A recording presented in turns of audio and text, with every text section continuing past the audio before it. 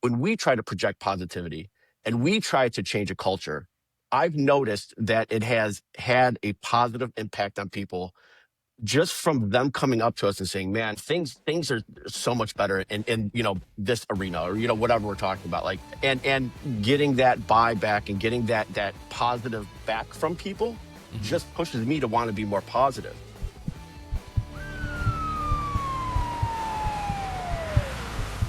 The views expressed on EMS In and Out are solely those of the hosts and do not represent any affiliate agencies or employers. This podcast is for educational discussion only. Always follow your local protocols and consult your medical direction when applying any clinical practices discussed.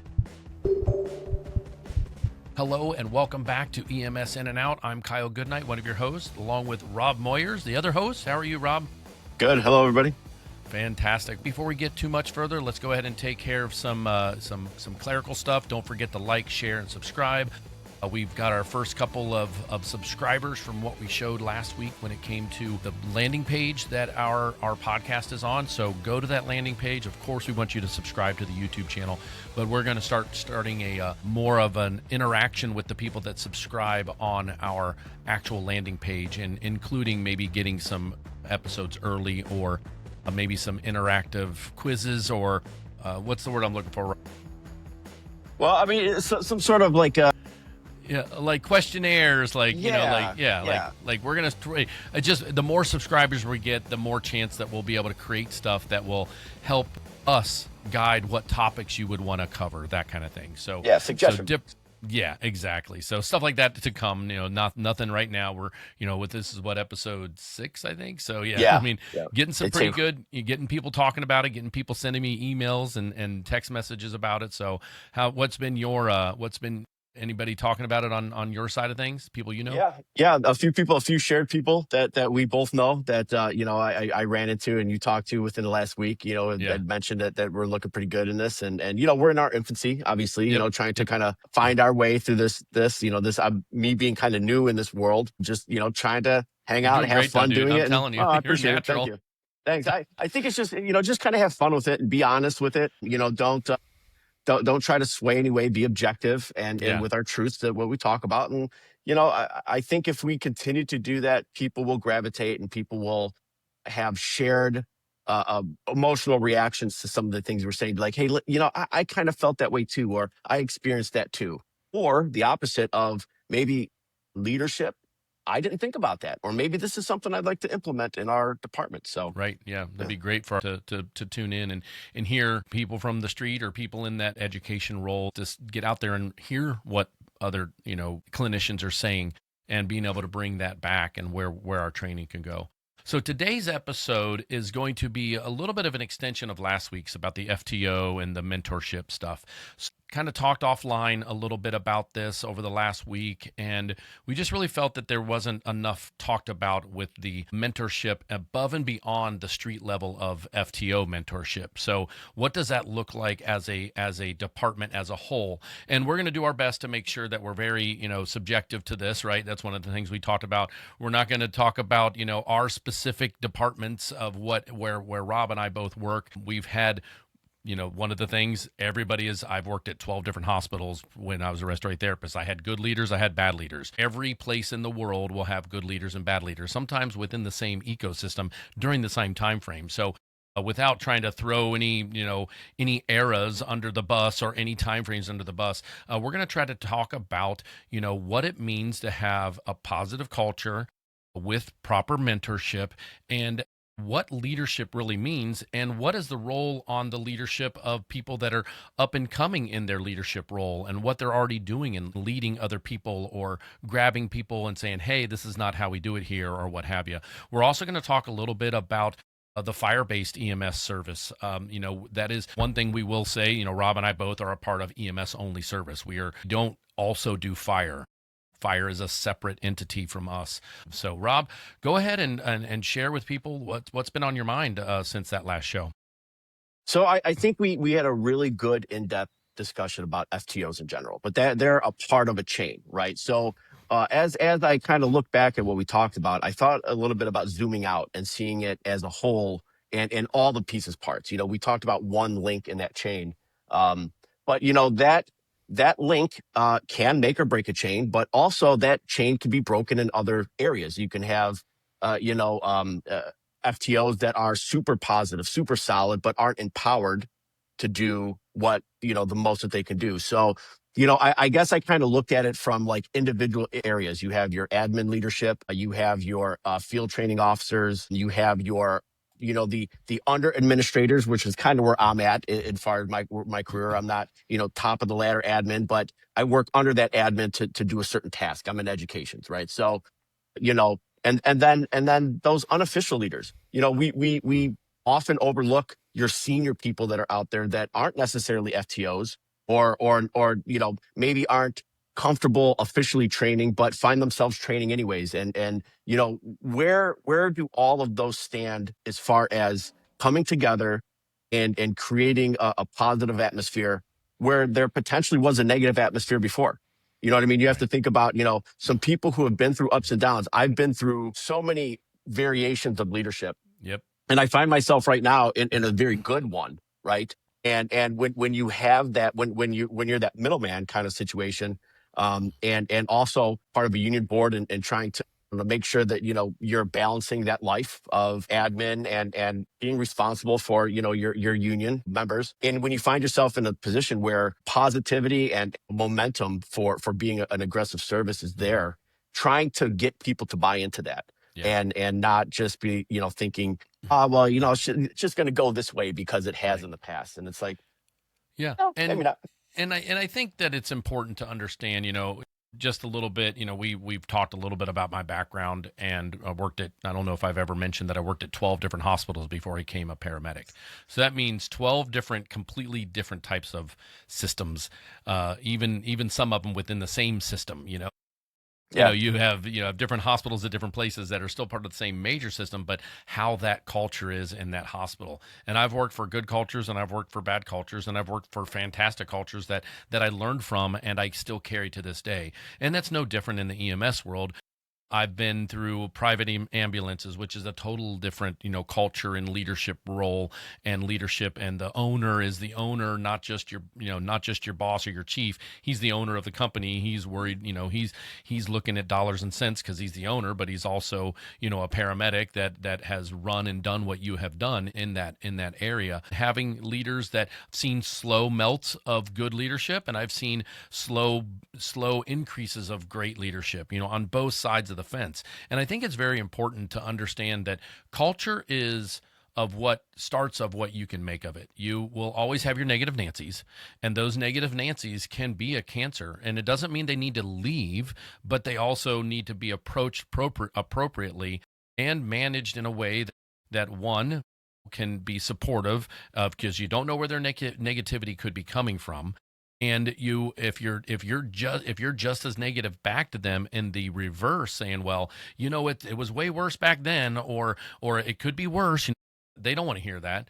They just, you know, it takes time to change the minds of people that have been burnt. They may even have a little PTSD from it, right? You Yeah. know, so, Yeah. or PTSI, Yeah. sorry. I want to make sure we start using better language when it comes to that. But so I understand that, and I get that. And it's tough, you know, for people in our role. We're in kind of this little midway leadership role where we're still, you know, for me, I'm still in the truck, but I'm also looked at as an educator, and people come to me and say, hey, I like this type of training, or I wish we did this more, or I wish we did this less, you know, what have you. So when it comes to training specifically, what is it that you have seen over the time? Because you, like I said, like, I don't know if people remember hearing about Rob's last few years, but he went from, you know, being someone like myself on the trucks, and now is a 40-hour education role. So what tell us some stuff that you've seen that has gotten better, in the time frame that you had a focus on, or you had a hand in, you know, not so much, you know, department specific, but things that you saw from a higher level that you were able to influence as a leader. Well, a couple things that I've noticed, you know, when you're in the field and you're doing the job, you are working in a 10 to 15-second decision type situation where you see something and you react, and you maybe fix it, you maybe don't. There's no time to discuss. Sometimes there's no time to, you know, think tank. There's no time to tabletop. You know what I mean? And then going into the admin role, and then especially now being in the union board role, understanding how things work and then being able to communicate that. So, there is, I'm lucky enough to be working under a really nice leadership umbrella, a really good progressive medical director. Yeah. So, Yeah. I Medical director. find myself as almost a middleman. Sometimes people want things done quickly, and then you try to take the time to explain, this is the process A, B, and C has to happen. Understanding what the agenda is of the leadership, and then being able to translate that to, members and that kind of stuff. And just how things are dealt with. You might have, and I don't mean you, but let's just say like the proverbial, you had a situation where there was no communication with leadership before. And now all of a sudden things are getting dealt with through communication, not through, we have to grieve everything, and everything has to be a process where maybe you could just have conversations with leadership and everybody's kind of on the same page. Well, how do we make this happen, kind of a thing? So one of the things that I've noticed in education is that we were an important part of the wheel. There are way more important entities, in our department. I mean, you can't go anywhere without making sure you have a great supply chain, great IT, all these other things that aren't always face to face with the members. Education is a face to face with the members. So, and I work with a great team, and we're all the same. We're all lifers. We're all EMS people. We all have seniority. And when we try to project positivity and we try to change a culture, I've noticed that it has had a positive impact on people just from them coming up to us and saying, "Man, things are so much better in this arena, or whatever we're talking about." Like, and getting that buyback and getting that positive back from people Hmm. just pushes me to want to be more positive. So, how does that translate to this? Well, that doesn't just have to happen in an education setting. That can happen on a shift. If you're a senior person on a shift, you can kind of make the environment a product of you in a situation where I remember when I first got hired, the senior people, not the administration captains that were out there. Sometimes the senior person on that shift was who everybody looked to. They set the tone. They were like, you respect. I am a reflection of other people that I work for. So if I don't have self-respect for myself, if I'm not coming in and setting a good tone, well, I represent everybody else that wears that uniform. So I have to look at things, and that's what I found in certain senior people that were, to this day, I think about them when I'm in situations, and like, how would they handle this, or what would they do in that situation? You mentioned the negative Nancy type thing. Well, if other people see you approach that person in a way that shows, hey, listen, I care about how you feel. How can we make this better? Well, then they're going to look at you and be like, hey, this guy's, got got his shit together. It's Right. not like going and like dogging somebody in front of everybody and making them look bad. It's your actions will follow you throughout your career. And if you choose to be that positive influence in the industry and really push for, the respect and the understanding of what EMS is now and what it's going to be in the future, I think you just get a majority buy-in. You're never going to get an all. You're going to get a Right. majority buy-in, right? Yeah. And one of the things that stuck out there while you were talking about that, I know that this is something that was never done prior to the newest administration that I'm under. And I think this is it's only an example of something that if you're listening to this and you're wondering what you can approach your administration on, that if they're up for it, is a yearly review. I know that the first time that was ever established to us, it was kind of like this huge gripe fest, right? And there was some positives that came out of that. Like there was some things that had already changed from the new administration, had good feedback, but then it opened up the lines of communication, and good leadership's going to listen to their cohorts and say, okay, well, sounds like everybody's got a problem with with white paint on the walls. Okay, how can we change that? Whatever it may Right. be, so it's, can you talk a little bit about like that, if you are in a system that does a yearly feedback and allows people to speak their mind? Of course, one of the topics that always comes up is, in general, as a whole, as an industry, is not enough money. And I know we've spoken a little bit about that on your end, and different departments that run 24s compared to 12s, compared to 24/72s or whatever, reverse 24. So all of that, all that aside, talk a little bit about what a good positive reflection of the systems as a whole, how could that benefit in a culture building? Yeah, I think that in to discuss that, or to answer that question, I would like to talk in a generality. So Yeah. let's say what would be very good to get that type of idea moving forward. Well, availability and communication. Do you have something where, quarterly or twice a year, you set time aside for admin to freely have, field come in and have conversations about, these are the things that we're seeing. Is there a liaison for your union, like some sort of suggestion box that people can do, and then you start seeing, hey, like 10 times somebody talked about white paint on the walls, right? So but also, you can say, and admin can say, okay, well, we're going to do that, but then you have to be professional. Like, it can't just be Right. somebody coming in Right. and griping their problem that they're having. Correct. And so again, when I talk about this, and we're discussing this topic, zooming out and understand it, I kind of equate it to those six links and I'm not Yeah. trying to shout anybody out, Yeah. but you understand what the Yeah. the the, the Chain of idea is. chain of survival, the chain of leadership, the chain of a good. It could be Right, the chain of good culture. Let's. Oh, there's our right, shirt. There's our T-shirt for this yeah, episode. right, Chain of good right, culture.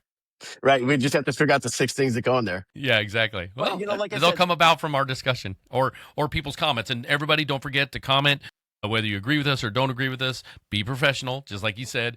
Make comments, and we'd always love to hear your feedback. Go ahead, Rob. yeah. No, I'm just, I guess, just to kind of end that, like, you can have one side of this really wanting to do that and the other side not buying in, and then you get nowhere. So it takes a little bit of, uh, ego dissociation. It takes a little bit of this idea of, okay, I'm going to kind of, start over. It's like, you have an argument with your spouse, and then you just are like, okay, well, we need to get over this. And then we need to okay, let's finish this. And it can't linger. So Right. maybe problems of the past can't linger. Like, you have to understand where you're at now. And then everybody, all these little links have to say, okay, where are we at? Let's discuss. Let's figure this out. How can we collectively make this a better place? And again, just speaking of, I'm an EMS only based service. We just focus all of our time on EMS and the understanding of, how do we improve, what we're doing? How do we improve, patient care? How do we improve our attitudes on scenes where, we, all of us get those calls. We're like, what am I even doing here? Like, this isn't, Right. you know what I mean? But, one thing I like to say is, every call is an opportunity to be kind to somebody. So you always have something that you could do to somebody to reflect, because, if I'm terrible to a patient, right, and then they call again in a week for their family member, they're going to remember me, not you. So they're Right. going to remember the last person that they saw in that uniform.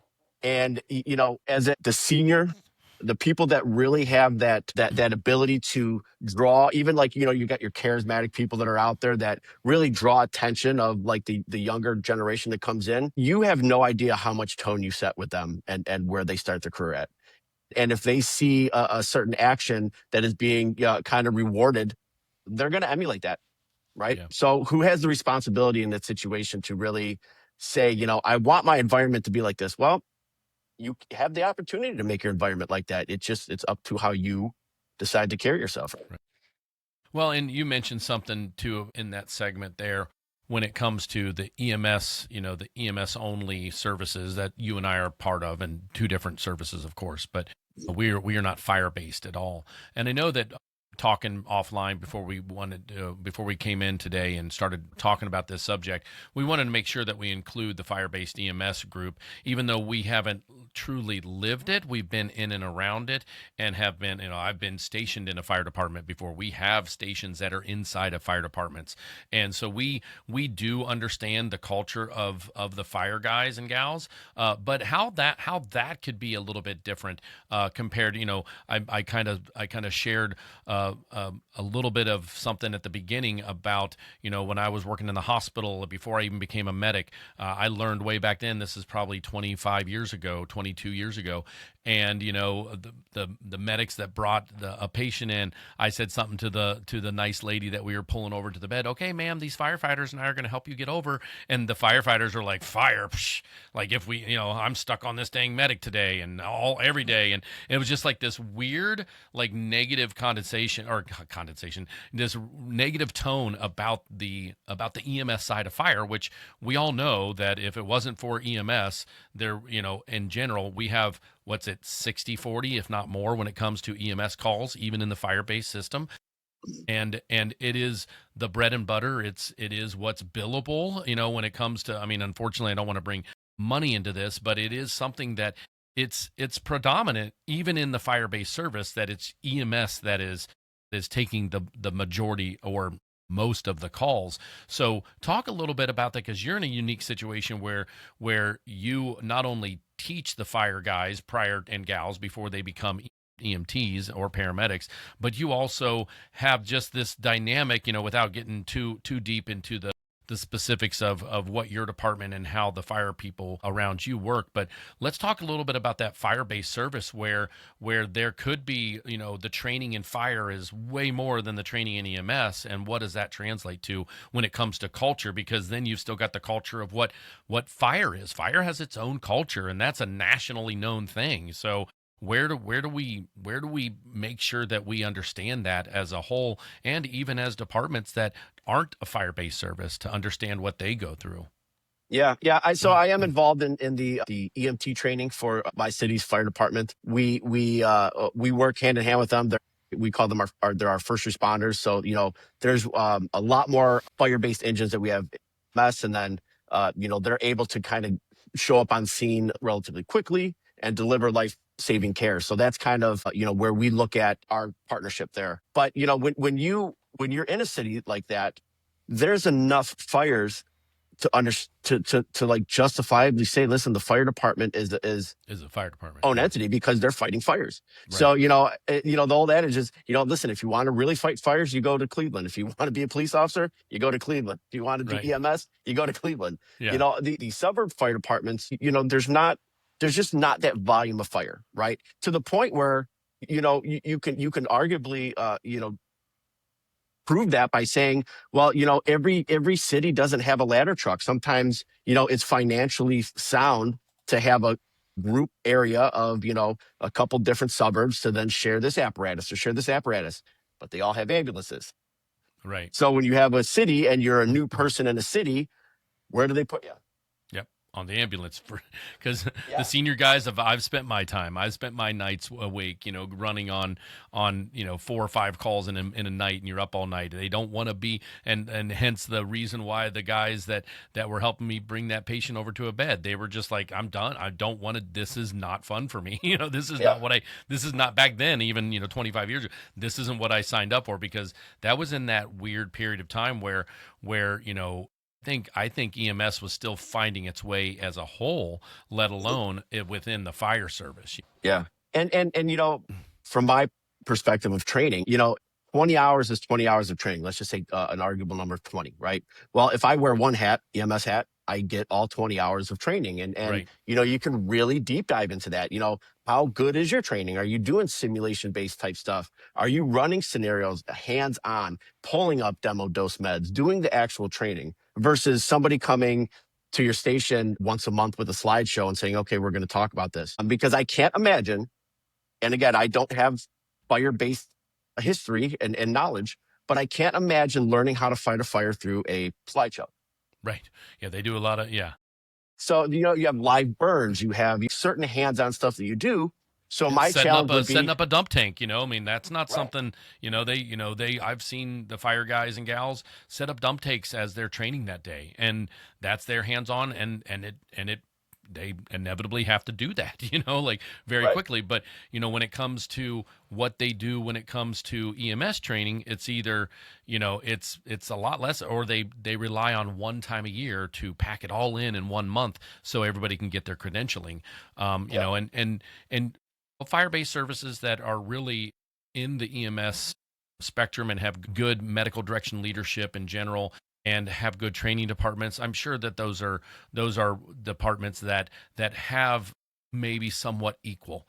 But Mhm. on the other Yeah. hand, because we know that there's all different types, even municipalities that have EMS only people inside of their fire department, and they're still one entity. So we know that there's different places around the country, different places like in rural areas with volunteers compared to EMS and all that stuff. So, we don't know every part of the nation and the way that they run things. I mean, we've got some states that have state run protocols or state run scopes of practice. And then we've got other states that every single county in that state has a different scope of practice, So, Every time you say that, that boggles my mind. yeah, I know. And it's just, and is that changing or is it more of a regional thing? And either way, and that's, we're not experts on every single way that every single municipality or township, county, or state runs their emergency medical services.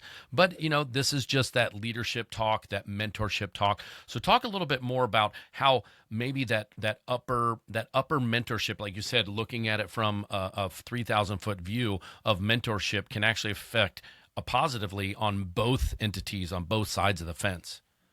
Yeah, I mean, I'm not saying this by singling out anybody again, just to kind of mirror what you said. I don't know how different departments are run, but you said something that was kind of important to this, from medical direction to higher administration. If you take EMS seriously to the point where you are developing fun training, a partnership with your hospital and going to sim labs, cadaver labs. There are services in the state that you can hire that will give you paid actors with Yep. moulage and set up scenarios, set up some sort of mass casualty incident. So the buy-in on that part is from top down, because the people that work there are, anytime you make something fun and more involved, people are going to gravitate towards it.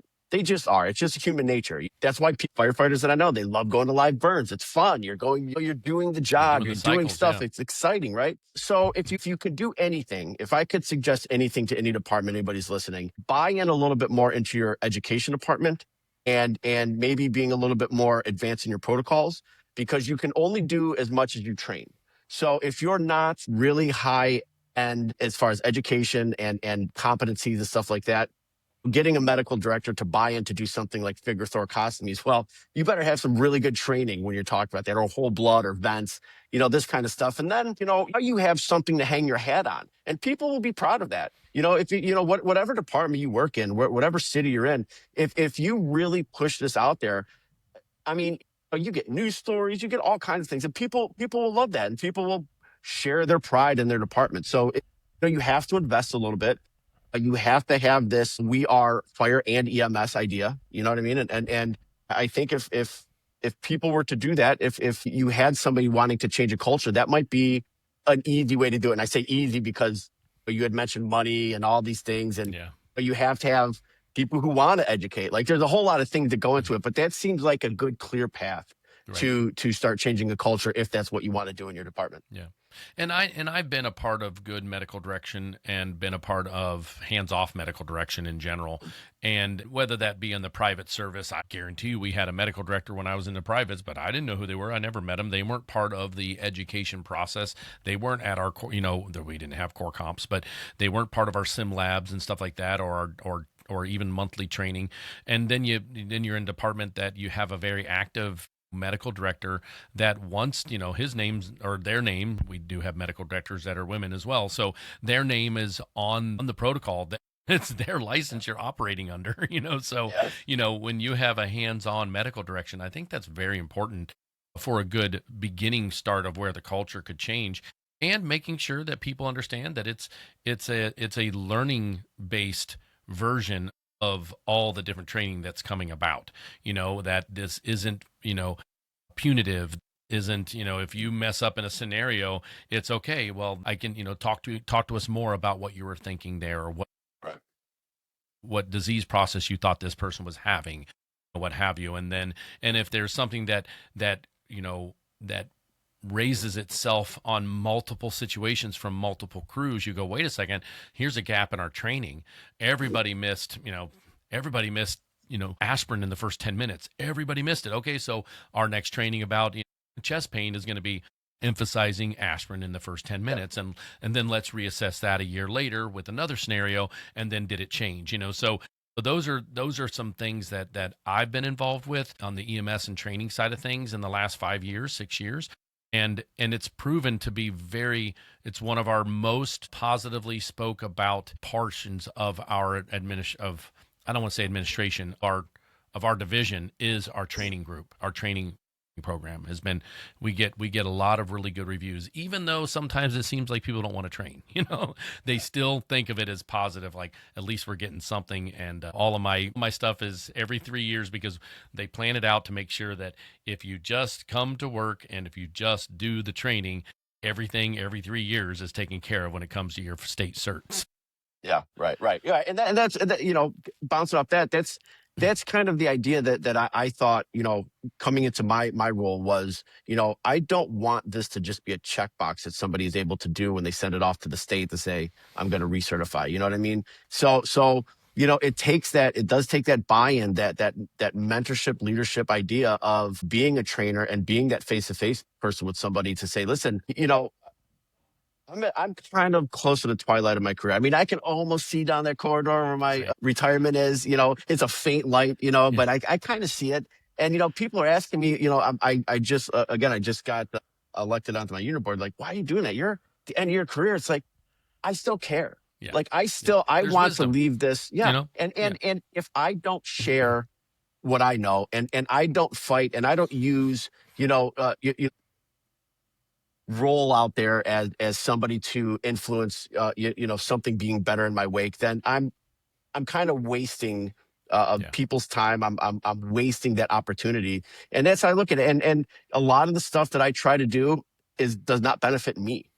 You know what I mean? It's really trying to look at how can I benefit the Yeah, field. we've Yeah, had some discussions offline, the things that you've worked on over the last few years that will not even come close to helping you and I in our time frame of our career. It's going to help everybody, prior to that, or after this, and that's important. That's that leaving that legacy per se. You don't strive for a legacy, but if all of a sudden you've built something that people remember, and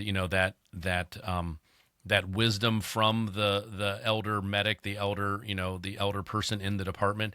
I'm run by a department where the person who is my boss is younger than me, and that's a weird that didn't happen in the beginning of my career. Most everybody I was younger than, and then now you're getting to the point as we're senior people, you get some leadership, or you get some whatever that means, lieutenants, captains, chiefs, directors, whatever you want to call them, that are clearly younger than you, but they have great ideas. They came from great systems prior to this that were doing really good things, and they have good ideas, and you're like, okay, let's support this. I mean, maybe someday I can influence them in a discussion that shares some wisdom that may help them make a decision, and not knowing I will, but having those conversations and letting them build their system that they see in their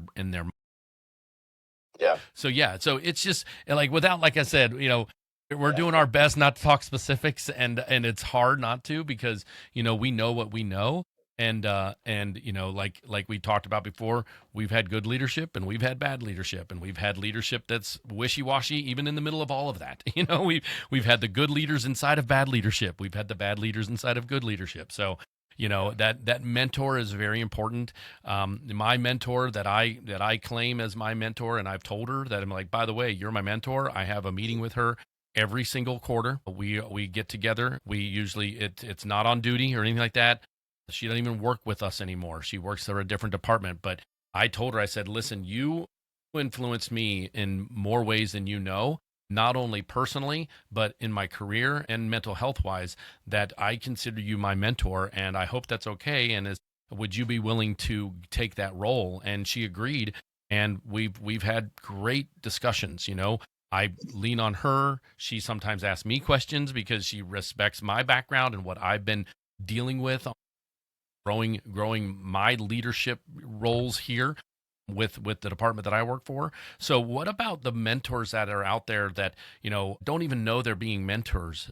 Like, is that something that you think we should bring more up to the EMS forefront, is maybe some form of formal discussion about how mentors work or finding mentors? Or, I mean, it was naturally for me. I don't want to go into like an Yeah. application. You're like, I would love to mentor someone. Like, I would love someone to be under me that I can mentor who's brand new, but that role hasn't come about yet. So Yeah. talk a little Yeah. bit about that type of mentoring part of it. I think that's a great point, and I think that's kind of one of the reasons why I wanted to have this discussion, because you apply to be an FTO. You don't apply to be a mentor, and I say this because I've been on both sides of it in the field, and I've experienced one part of that in education. So when I was in the field as a younger person, you knew who the senior people were, you knew who was hot shit, you knew who was going into a hospital and commanding an audience of doctors, and they're listening to what's going on. You work with somebody and that doctor stops and listens to what they're doing, and they pick up from where they left off, versus walking in and nobody's paying attention to somebody talking, and then they do everything all over again. That's a very obvious view of somebody who is respected in their spot. They're not necessarily always FTOs. They may Right. just be in a situation where, they like to do their job, and they may not even know they are being a mentor to somebody, like you just said. And then at one point, I kind of found myself being that senior person out there and thinking like, well, are people looking at me like that? You know what I mean? So then I Mm-hmm. felt like I almost had a responsibility to be, something, right? To kind of have that mentality versus just existing. It wasn't, I'm just, my day to day walking in, I'm coming to work, I'm doing 12. People might want to actually hear what I have to say, or actually might be, trying to emulate, right? So then fast forward to education, I had a very clear mentor who I tried to mimic a lot of his teaching styles. I would watch him teach with no slideshows. One of the reasons why I hate slideshows, like I'll just get up there and talk more than I like group discussion more than I like going through slideshows. But, I watched this person teach and command a classroom. And that was like, okay, that's what I think I'm going to want to be. I'm going to try to, because I didn't have my footing in there. You know what I mean? It was something that I hadn't done. And so, then at some point, I know that there's going to be a time where somebody's going to be looking at me and being like, oh, I like the way that he teaches. I'm going to do that. So I think the mentorship thing comes with your self-awareness of where you are and how your actions reflect to other people. Yeah. And taking that moment, everybody can be in that situation where they could be a mentor in a time, like in a call, or for a shift. And then maybe that person really does gravitate towards you. And now you just kind of become their unofficial mentor, because Right. they're coming to you, once a week or once or twice a week with questions on calls and stuff. And that responsibility we have then as senior people or experienced people, we need to take that seriously, Yeah. because then when you have that, then that person at some point becomes a senior person. Well, they're going to look back at it and be like, well, this person was answering questions. So maybe that's what I need to do. I need to be available for people. So you're setting a generational tone in your departments of what do you want that environment to be? And it's only going to be what everybody does, right? I mean, your actions are going to dictate the mentality of the people, the environment that you're working in, the happiness that everybody has, and the administration's ability to empower you to be that person, right? Yeah. Yeah.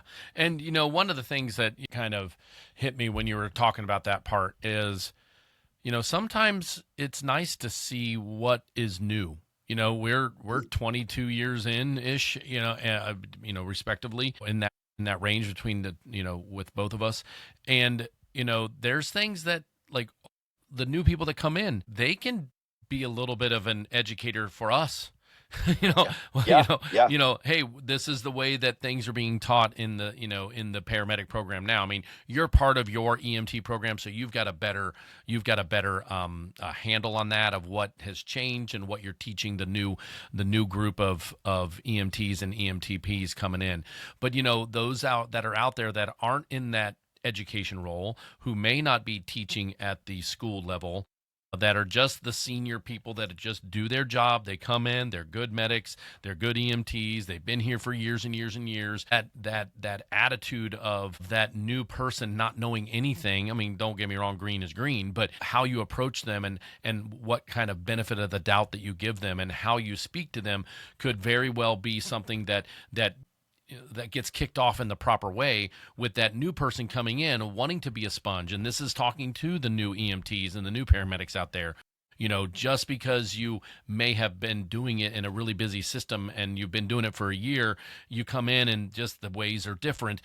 Be a sponge, be that accepting person. So it's kind of like a shared responsibility between the two individuals that may be new to the place and new to the industry, but also understand that new person to the industry can bring valuable information in, so Yeah. Oh yeah. yeah.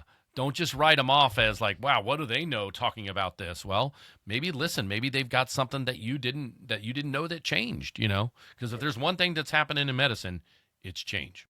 Yeah, absolutely. Yeah, I think back to, we were doing training on ketamine, and I was seeing some of the younger people do this intubation with a bougie kind of a thing in the ET tube. I'm like, wow, that's pretty cool. Like I've never, I'm old school. Laryngoscope, Yep. tube, whatever, and watching these some of the newer people do this, and it was a cool technique. I'm like, rock on, man, keep doing that, keep bringing that kind of stuff. I want to see that. And when you, I feel like when you do that, people will then reach out to you and with some new stuff or some new trend or whatever. Hey, Sarge, take a look at this. I'm going to send you this email. Take a look at this new technique or whatever.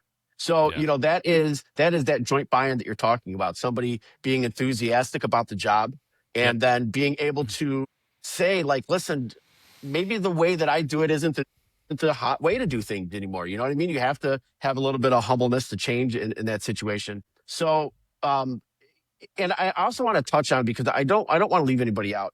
There is nothing wrong with somebody who doesn't have like the enthusiasm, I guess, for lack of a better term, to say, I want to be a leader, I want to be a mentor. Right. There Yep. is, it Right. is very much okay to come in and be the person that comes in, you do your job, you go home, it's a job, but you still will, if it's done right, and you come in and you do your job well, and then you leave it at the door when you leave, people will still look at you, because there are people that are out there that are going to be coming through and be like, well, maybe I don't want to be an FTO. Maybe I'm a little shy around people. I don't feel comfortable teaching, but I see this guy comes in every day, truck is clean, doing the right thing, nice to patients. That kind of stuff is being a mentor without being a mentor. I mean, you're still setting a standard Yeah. of what the next generation of people Yep. will be. So I don't want to make it seem like you have to be a mentor to these young people. Right. You don't. Right. Yep. You don't. Yep. Yeah. Don't be a jerk to them either. Right. Or and make sure that if there is a learning situation, if you're not willing to teach them, that find someone to get them to teach it, to them, Yeah. or what have you. So Yeah. yeah, man, this we could go days, I think, on Yeah. this topic, and it's hard not to associate exactly what we're talking about with what Rob and I know, even in being in two different systems. He has a totally different, version of how this works compared to myself and where I'm at and where I've come from. But that's why we're trying to get the general information out there. People, well, maybe either do one of two things. One, cut some slack. Like you said, kindness, y'all. Come on, Yeah. any good climate, any good company, if there's kindness first, there's going to be hopefully a better understanding of when things aren't so great, when mistakes do happen, or when discipline has to happen, or what have you. Just know that hopefully it's something that comes from a place of growth and the right culture per se. I mean, everybody works in places where somebody's just not a fit, and they could be a fit in a different place. Knowing that that's not, that's a good thing if your department can see that person's not a fit and approaches them in a professional way and says, listen, this is why you're not a fit, and this is why we think you should or shouldn't be with us, or where we think you can go. I mean, I remember my mentor, she straight up told me one day, dude, and I will never forget this. I remember exactly where I was standing. She goes, you know what, Kyle, you need to work on your emotional intelligence. And I'm like, I am a very emotional person. Like I'll put the right song on and I'm crying, right? Like I've got emotions. And she's like, no, no, no, no, no, not emotional intelligence. And that's a whole different thing. And I'm like, well, aren't you just born with emotions or knowing? Because some people are stoic and some people are cry at the drop of a hat and that kind of thing. Some people are passionate and some people are happy all the time. And she's like, no, no, no. Emotional intelligence is so totally different. You can work and you can build emotional intelligence. Your personality, that's not the same thing. Your personality has nothing to do with emotional intelligence. You could have this outgoing personality and have zero clue of emotional intelligence like me back in the day. So I mean there's some things that taught me, not only for my career but also taught me in my personal life, and maybe that could be a subject we talk about in the future is what emotional intelligence looks like inside of the EMS and fire service. Yeah, we've mentioned it several times, the critical thinking being probably the number one thing that you need to develop in this job. I would arguably say emotional intelligence is number two.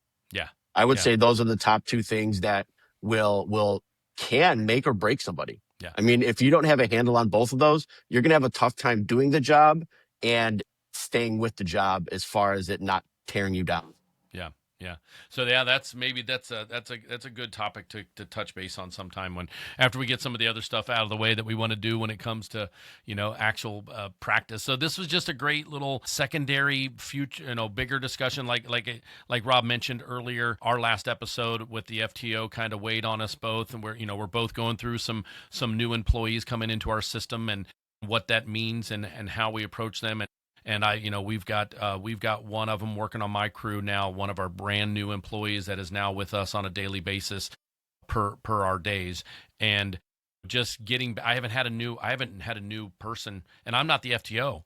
I'm just somebody there that can teach him things. That I am an educator, of course. I am a shift clinical person that teaches everybody. So I've got to have a certain role, even though I'm not labeled FTO. But I also have to make sure that I don't step on the true FTO's feet of what he has to accomplish with that new person. So, But yeah, so just a great topic to talk about and unpeel more. I hopefully will talk about this more as we go through things, and that critical thinking, that emotional intelligence, those will be things that we touch base more on. I just said more on. And I'll cut that. Mark it. Actually, no, I think I'm going to leave that in. No, right. Yeah, you should absolutely leave that in. I'm gonna leave that in, yeah, because absolutely that's one of the funniest stories. One of my buddies was supposed to be doing a speech for one of his best friends for his wedding, and somebody gave him the challenge of saying the word moron inside of the speech, and he figured out how to do it. Oh, those are great things. I trying to get words into your reports. You know what I mean? Like you get like a new word that somebody teaches you. Like, I have to get that in one of my narratives in my report. I have to fit that in somewhere, right? Yeah. All right, everybody. Thanks for tuning in to the EMS In and Out podcast with Rob Moyers right over there, sitting there with the dark rim glasses on. I don't ever wear my glasses during recording, but I don't want us to be twins, because a lot of times the thumbnails are being made where we look somewhat the same, except for you have glasses and I don't. Yeah. I still need them. You're kind of blurry, but I know what's going on when I'm talking. So, but otherwise, don't forget to like, subscribe, and share.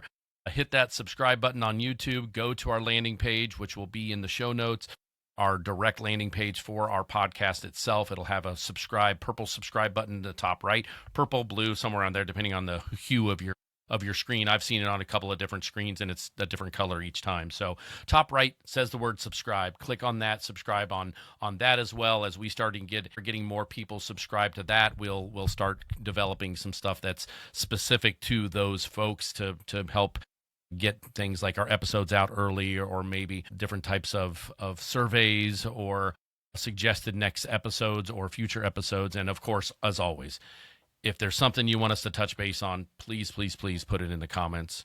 Be respectful. If you want to make a comment about this episode, we talked a little bit about the fire side. We're both not fire guys. Maybe that someone listening to this who is on the fire side and wants to talk about their culture, please, but don't hesitate. Shoot us a message. We'd love to have you on.